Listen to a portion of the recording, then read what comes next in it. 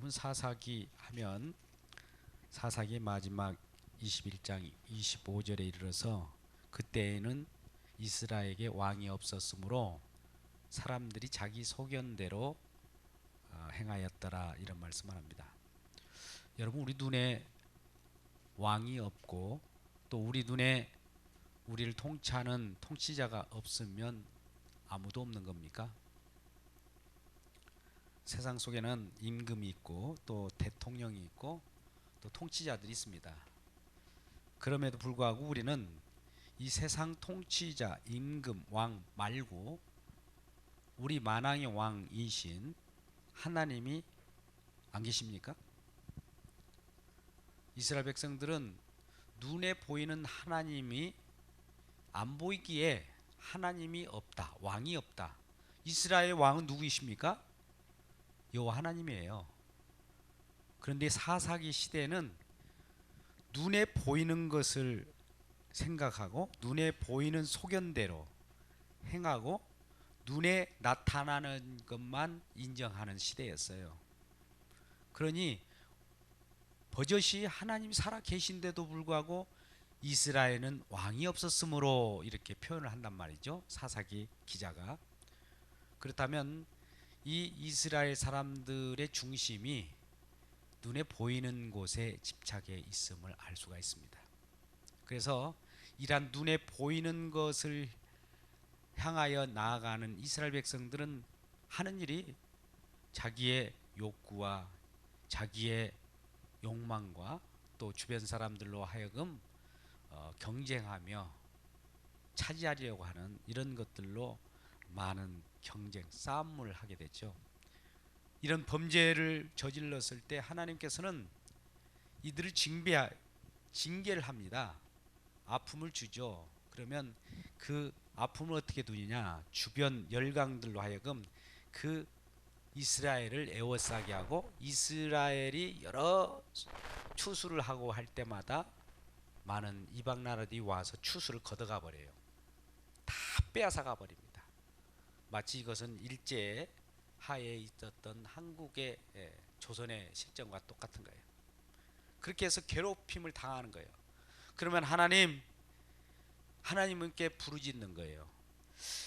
해외에 혹은 이방인으로 하여금 이 이스라엘을 징계하는 그 수단은 매를 드는 거예요. 그게 모든 것을 빼앗아 갑니다. 빼앗아 간다는 것은 결국 징계를 받고 있다는 것이죠. 그럴 때 그걸 알아차리고 하나님 앞에 부르짖을 때 그들을 또 구원해 줍니다. 구원해 주는 자 누구를 세웁니까? 사사를 세워요. 시대마다 사사를 세워가지고 그들을 구원해내요.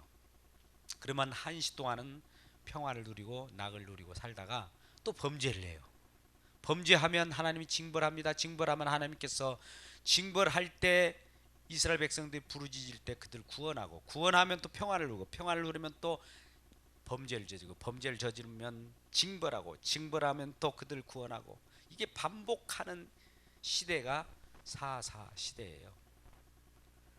그러니까 온갖 여호와 하나님 바라보지 않고 눈에 보이는 그 세계 속에 살아가는 그러한 이스라엘 백성들을 어떻게 하나님께서 징치할까라고 하는 내용을 가지고 오늘 사사기 7장에서 기도원에 대한 부분을 가지고 말씀을 하고자 하는 겁니다.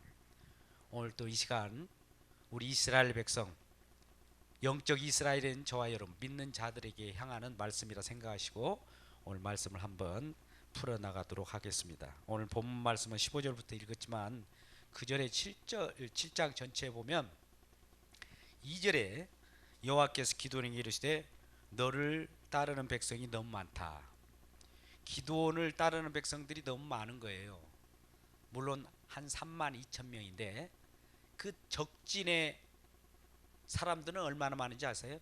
메뚜기가 중담 같아. 모래알처럼 많은 거예요. 그 어느 산골짜기 앉았는데 동방 사람, 미디안 사람, 아말렉 사람들이 중다했다고 그랬어요. 모래알처럼 그렇게 많이 있는데 이스라엘 백성 기드온을 따르는 백성은 3만 2천 명밖에 안 돼요. 그럼에도 불구하고 너를 따르는 백성, 너를 따르는 자가 많다라고 하나님이 선언합니다. 왜 그렇게 선언할까요? 2절 중반절 보니까 내가 그들의 손에 미디안 사람을 넘겨주지 아니하니 이는 이스라엘이 나를 거슬러 스스로 자랑하기를 내 손이 나를 구원하였다 할까 함이라. 자, 사람이 많고 기드온을 따르는 사람이 많으면 기드온을 따르는 사람 많은 수요와 미디안 동방 사람 이방 사람들의 싸움이 결투가 벌어졌을 때 이 승리가 이스라엘이 한다면 이스라엘 사람이 많고 기드온을 따르는 사람이 많아서 많은 수요가 적은 수요를 이겼다라고 하는 것이죠. 그러면 이스라엘 백성들 많은 수요가 우리 힘으로 싸워서 이겼으니 우리가 자랑이다, 우리가 이겼다, 자기 스스로 자긍할까 하여 하나님께서는 기드온을 따르는 이스라엘 백성들 수요를 줄여나갑니다. 3만 2천 명에서 조금 마음에 소심하고 두려워한 자 2만 2천 명을 집으로 가게 해요. 그러면 얼마나 남을까요? 10,000명이 남아요. 10,000명이 모였는데 그 10,000명 정도 기드온을 따른 자들가 있을 때 기드온의 생각은 어떻을까요? 아유, 3만 2천 명이었으면 좋았을 건데 10,000명밖에 이거 가지고 어떻게 우리가 대적을 향하여 같이 결투를 벌어질 수 있을까? 여러분, 이 남북이 대결하고 있고 북한에는 핵탄두를 무장한 여러 가지 로켓, 지금도 여러 핵 전쟁을 벌이기 위한 준비를 다 하고 있습니다. 모든 무기들이 신형 무기들로 만들어내요. 그런 산업들은 이 남한보다도 더 강합니다. 그런 것들을 축적해 놓고 가끔 행렬을 통해서 어떤 특별한 노동절이나 이런 날에 노동당 대회를 한다든지 그런 날에 시위를 합니다. 시위를 한다는 것은 착착착착 뭐 보여주잖아요, 위협을. 그럴 때 그걸 보면은 대단하다. 이야, 저렇게 훈련된 군인들과 강한 군사가 있을까 정도 우리들은 이축이 돼요. 그건 보이는 거예요. 보이는 군사들입니다. 마찬가지예요. 또 열강들과 또 우리의 그 주변을 싸고 있는 중국을 한번 보세요. 웬만하면 중국이 보통 경제도 다 삼켜버리고요. 그 나라에는 인구가 너무 많고 또 땅도 넓은 뿐만 아니라 자원이 또 많아요. 조금만 그쪽에 흡수에 들어가면 다 먹어 치울 것 같아요. 우리가 어렸을 때 물싸움을 하잖아요. 풀로 물싸움을 하게 되면 큰 것이 다 이겨요. 다 작은 것 다 잡아먹어 버립니다. 그러니까 눈에 보일 때는 그 큰 것이 대단한 것처럼 느껴져요. 여러분, 그 한때를 호령했던 징기스칸이나 지시왕도 다 그 나라도 다 멸망했어요. 알렉산더가 이끌었던 그러한 나라들도 다 로마 제국이라고 하는 그 아성, 우리가 영화를 보더라도 로마 제국은 영원히 쇠하지 않는다고 했어요. 근데 그 나라도 어디론가 흔적 없이 사라져 버린단 말이죠. 눈에 보일 때 전혀 무너지지 않을 정도로 강력한 그러한 군사력과 그러한 기병이 있고 뭐 어떤 그런 것이 있다 할지라도 그것은 잠시 잠깐입니다. 오늘 이러한 수요를 줄여나갈 때 우리가 우리 편이 많으면 힘으로도 결집해서 상대방을 제압하는데 유리하겠죠. 이건 상식입니다. 우리가 일상사 살아갈 때 내가 재정이 많고 재원이 많고 또 같은 편의 인원이 많고 교회적으로도 성도가 많으면 힘이 돼요. 사실 이 세상 속에는 여러 교회들도 크면 규모가 큰 만큼 작은 교회를 다 잡아먹습니다. 다 잡아먹을 수 있어요. 이건 이제 자본주의 만모니즘 논리라고 하죠.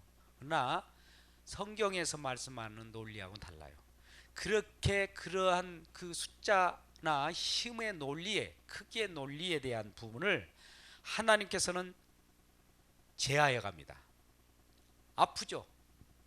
어떤 중견 교회만 해도 웬만하면 또 애들이 큰 교회 가서 무엇인가 신앙을 배우려고 또 부모님이 그쪽으로 보낸답니다. 그러니까 중견교회도 청년들이 없어요. 하나도 없습니다. 거의 노인들만 있지.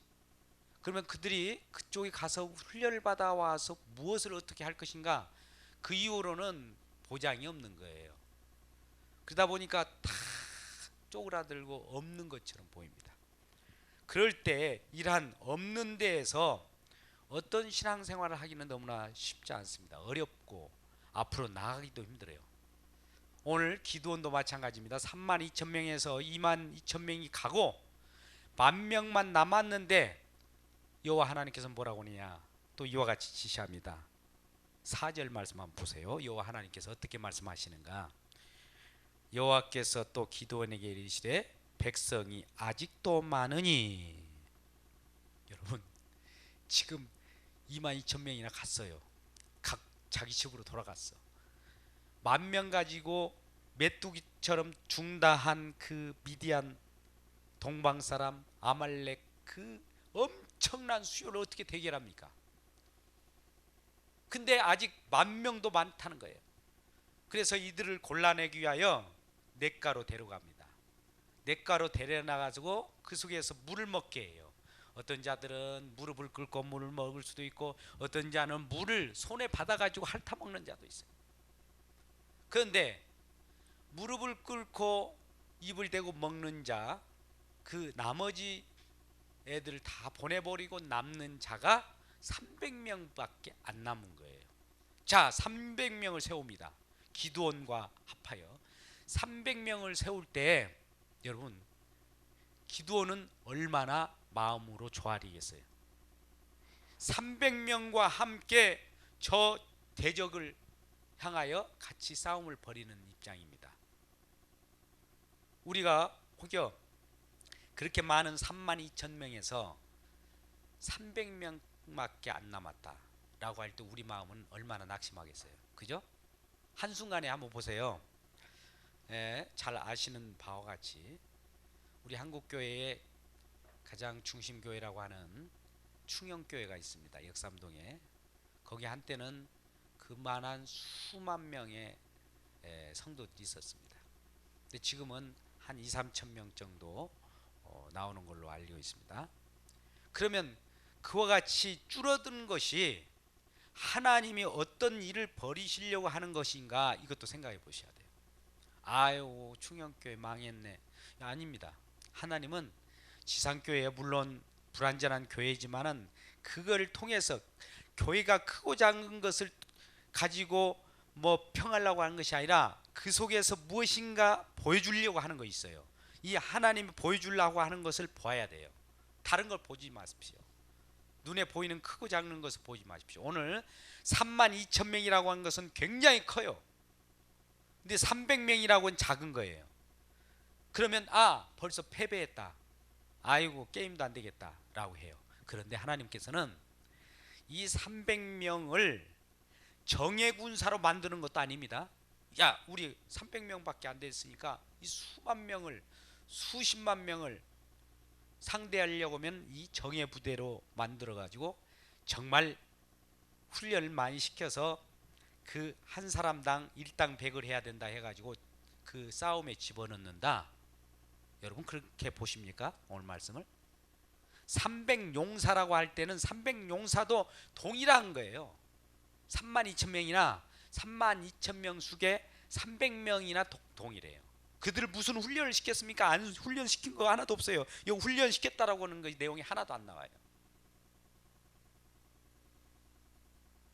자, 이제 7절 말씀 보니까 여호와께서 기드온에게 이르시되 내가 이 물을 핥아 먹는 300명으로 너희를 구원하겠다. 300명 가지고 그 수백만 수십만인지도 모르겠어요. 그 속에서 싸움을 할 때 너희 구원하리라. 이런 상황 속에 놓일 때 어떤 일이 벌어집니까? 우리가 어떤 사업을 한다든지 또 직장 생활할 때도 그래요. 정말 웅장하고 크고 또 자본주의 세계에는 자본이라고 하는 것이 굉장히 큰 역할을 합니다. 그들에는 자본이라고 하는 힘은 엄청난 거예요. 근데 그 앞에서 자본이 하나도 없는 빚쟁이가 큰 소리를 치고 있다고 봅시다. 대결이나 되겠느냐 이죠. 그런데 하나님께서는 이러한 300명밖에 안 되는 기도원을 따르는 인원을 가지고 일을 하신다는 거죠. 9절 말씀, 그 밤에 여호와께서 기드온에게 이르시되 일어나 진영으로 내려가라. 내가 그것을 내 손에 넘겨주었느니라. 자, 이것이 중요해요. 하나님은 우리들에게 약속의 말씀, 성경이 약속의 말씀입니다. 약속의 말씀을 우리에게 던져줬어요. 지금 여러분들도 지금 약속의 말씀을 지금 가지고 계시죠? 마음속에도 묵상하고 계시고 말씀 속에 담지하고 계시죠? 말씀을 넘겨줬어요. 이 말씀은 생명의 말씀입니다. 생명을 주겠다고 하는 승리의 약속의 말씀이에요. 이 말씀이 내 안에 들어오면 이미 내 손에 대적을 넘겨줬다. 너를 침범할 자가 없고 너를 넘어뜨리려고 오다가도 그들은 다 내 손에 제압될 것이다 라고 하는 말씀이에요. 이 말씀이 승리가 되기를 주 여러분 축복합니다. 이 말씀이 저와 여러분에게 이미 마음속에 감지하고 담진해 있다면 이것이 이미 승리한 거예요. 이 내용이 내 손에 넘겨졌다. 이 말씀을 가지고 저와 여러분이 가지고 있다면 세상 모든 것은 우리 이 말씀의 지배를 받는다는 거예요. 그래서 이 말씀의 지배를 받는 것을 넘겨주었다라고 그래요. 붙였다. 세상을 우리에게 붙인 거예요. 대적들을 붙여도 말씀이라고 하는 가장 위력적인 이 세상을 만드는 위력과 창조적인 능력이 말씀 속에 있기 때문에 말씀이 있으면 다 이기는 거예요. 그래서 먼저 이 여호와께서 기드온에게 말하기를 이방 대적들을 네 손에 붙였다, 넘겨주었다, 이렇게 말씀하는 거예요. 이게 약속이에요. 약속. 이게 승리의 약속입니다. 그런데 이 말씀을 15절에 가서도 다시 한번 또 해줘요. 이 이제 물론 꿈을 꾸고 대적들 간에 적진에 들어갔는데 적진에 병사가 꿈을 꿨는데 어떤 미디안 진영으로 이스라엘을 진행해서 어떤 큰 북덩이가 들어왔는데 그걸 병사들이 해몽할 때 이건 이스라엘에서 기드온의 칼이다, 여호와의 칼이다, 우리를 지금 집어삼키려고 한다라고 하는 것을 자체적으로 자기네들끼리 또 이걸 해몽을 하게 됩니다. 그럴 때 하나님이 미디안과 그 모든 진영을 그의 손에 넘겨주셨느니라 하더라. 자기네들끼리도 대적 속에서도 그런 얘기가 나와요. 약속의 말씀에. 그러니 게임은 끝난 거 아니겠습니까? 또 그러면서 15절 하반절에도 모든 진영을 너희 손에 넘겨주었느니라. 이건 선포입니다. 이미 승리는 끝났다는 거예요. 자, 여러분 한번 보십시오. 아까 숫자가 큰 수와 아주 적은 수야의 싸움 속에서 어느 것이 이깁니까? 우리 상식적으로 보면 숫자 게임으로서는 숫자가 많은 데가 이기잖아요. 당연해요. 우리 상식이에요. 근데 하나님은 상식과 같이 우리에게 역사하지 않습니다. 우리는 상식으로도 전혀 예측 못하는 것이 하나님의 역사예요. 그것 때문에 우리가 하나님 믿는 거 아니겠어요? 하나님 그래서 위대하신 거예요. 상식은 인간들이 다 상상으로 자기 소견에 옳은 대로 행하면 돼요. 근데 하나님의 법칙은, 신앙은, 믿음은 달라요. 우리가 생각하는 모든 것을 뒤집어 버립니다. 지금 오늘 하나님 말씀은 저와 여러분이 이런 말씀을 하고 싶어 한 거예요. 여러분들이요, 숫자 게임에 놀아나지 마라. 큰 것 좋아하지 마라. 규모 있는 거 생각하지 마라. 그걸 쫓다가 쫓아가는 순간에 계속 내가 그 수요를 줄여버리겠다는 거예요. 그 역설이 있습니다. 저는 어느 순간에 이 교회가 부흥해야 되겠다. 세상적인 방법도 동원하자. 영적인 방법도 동원하고 두 가지 다 동원하면 하나님이 쌍수겹장으로 다 부흥하겠지, 이런 생각을 합니다. 근데 여러분, 그것이 아니에요. 하나님은 수요에 관계없이 우리들을 훈련하기를 원하고 우리 하나님의 사람으로서 계속 키워나가기를 원하는 거예요. 수요가 많은 속에 내가 들어있다 할지라도 내가 생명을 얻지 못하고 구원받지 못하면 무슨 소용이 있어요?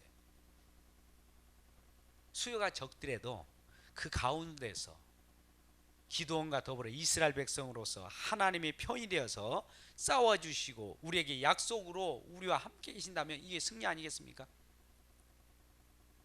그래서 어느 순간 저도 이런 생각을 했습니다. 하나님, 정말 뭔가 인간적인 생각을 하면 할수록 하나님은 더 많이 저를 아프게 하시고 또 그런 생각을 가질 때마다 많은 성도들이 저를 아프게 만든 사람들이 많아요. 왜 이럴까? 뭔가 될 만하면 그걸 부숴버리고 내 생각, 내 소견, 나의 잔머리를 완전히 뒤집어버리는 그런 일이 벌어져요. 그거는 나에게는 여러분들이 볼 때는 어쩔지 모르지만 큰 축복입니다. 제가 설령 어느 그 큰 궁궐과 같은 번창하는 역사 속에서 주님을 알지 못하고 그 이스라엘의 왕이 있었으나 왕이 없는 것처럼 하나님이 없는 것처럼 내 소견대로 행하다가 지옥으로 떨어진다면 무슨 소용이 있겠어요? 그래서 어느 순간에 이제 그런 생각을 합니다. 여러 가지 하나님 이렇게 하려고 하면은 이쪽에 하나님은 또 옆으로 싹 피하시는 거예요. 하나님 아시잖아요. 왜 그쪽으로 피하십니까? 지금 또 우리는 이렇게 바탕이 이루어졌는데 좀 이렇게 일하시는 좋은 터전이 됐지 않습니까? 이렇게 말씀하시면 또 이쪽으로 싹 피하시는 거예요. 그래서 이 모든 것들을 제 자신이 내 소견을 옳은 대로 했던 것들을 접어놓기를 원하시는 것 같아요. 그래서 수요의 많음을 쫓아가려고 하면 더욱 줄어들게 만들고 또 그러지 않으면 하나님은 또 많은 성도들로 하여금 그렇게 쫓아가게 하는 거예요. 이런 그 역설이 있는 그런 부분들을 보게 됩니다. 그러면서 이런 부분을 보십시오. 이 이스라엘 백성들 지금 300명이라고 하는 300용사를 만들었다고 하지만 이 정예의 군사가 아닙니다. 여기하고 중다한 메뚜기 떼와 모래알과 같은 그 많은 동방 사람, 미디안 사람, 이방 사람들이 있었을 때 대결을 펼쳤는데 어떻게 펼쳤느냐? 전역판에 그 이스라엘 백성들이 가지고 있는 무기는 뭘까요? 오늘 한번 볼까요? 뭘 가지고 있었어요? 16절에 나옵니다. 300명은 세 대로 나누어, 그것도 한 대, 두 대, 세 대라고 하면 세 파트로 나눴다는 거죠. 각 손에 나팔과 빙항아리를 들고 횃불을 감추고, 이거 뭐예요? 나팔. 또 빈 항아리, 항아리 안에 횃불. 상대방은 지금 칼입니다. 근데 여기는 지금 이 이스라엘 백성들은 항아리나 횃불이나 나팔 가지고 이 싸움이 되겠습니까? 여러분 한번 상식적으로 생각해 보시라고요.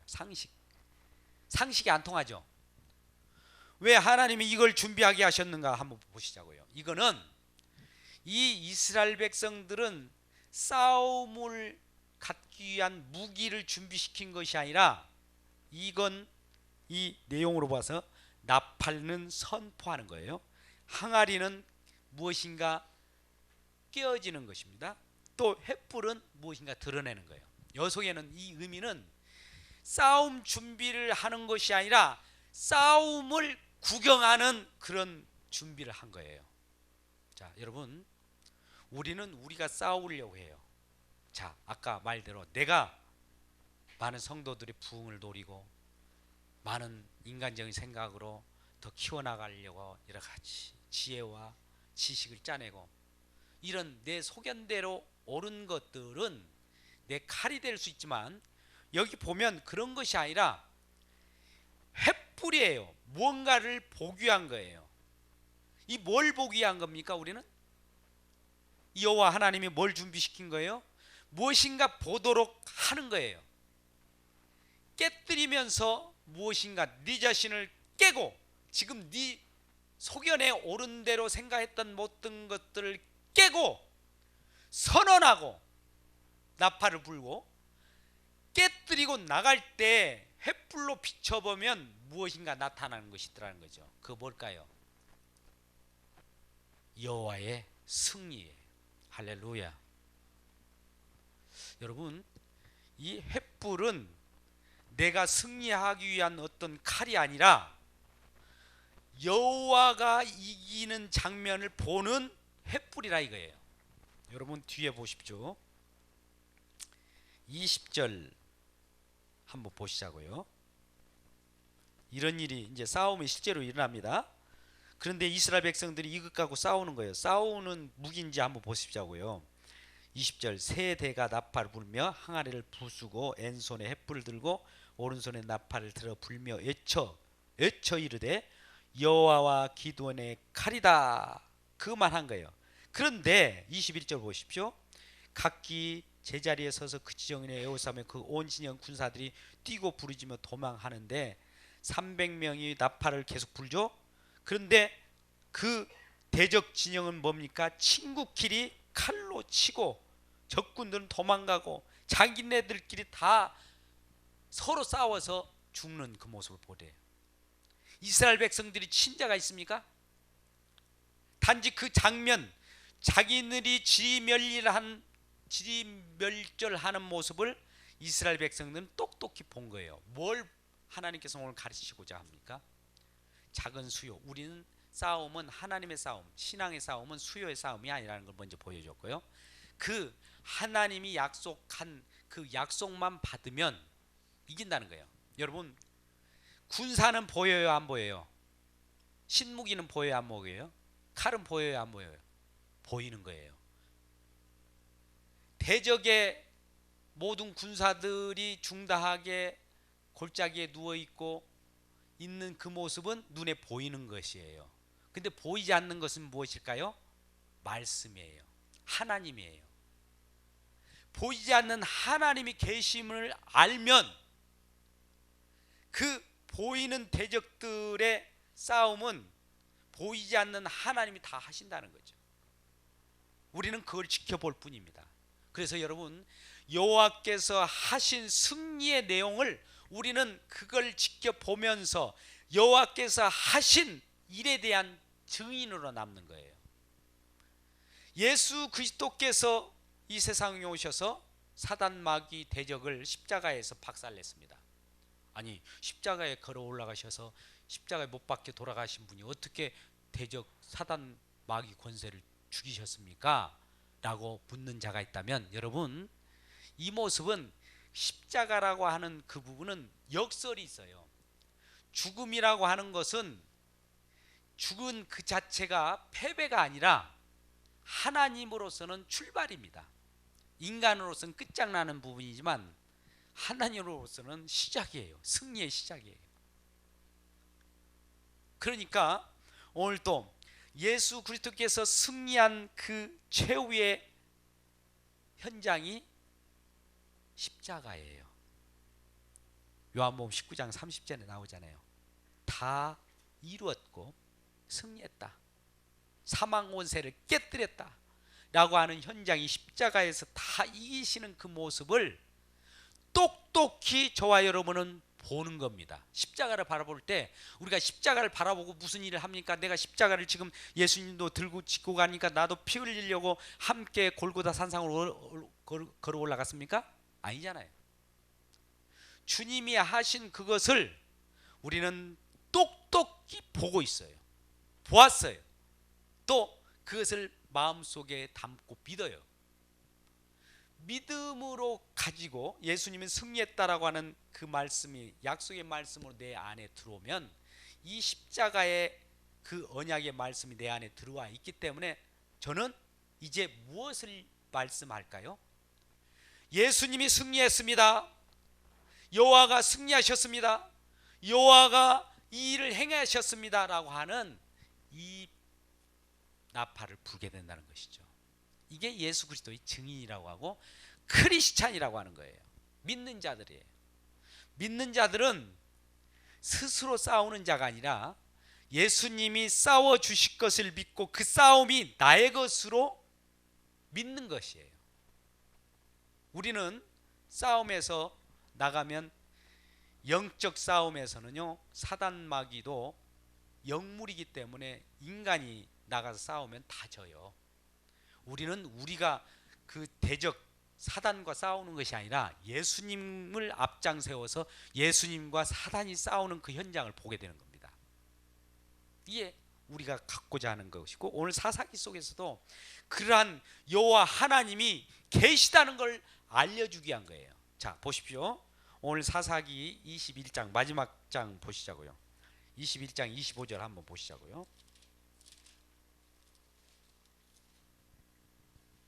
자, 한번 21장 25절 같이 읽겠습니다. 시작. 21장 25절 시작. 그때에 이스라엘에 왕이 없으므로 사람이 각기 자기의 소견에 옳은 대로 행하였더라. 야, 표현은 이렇게 되어 있잖아요.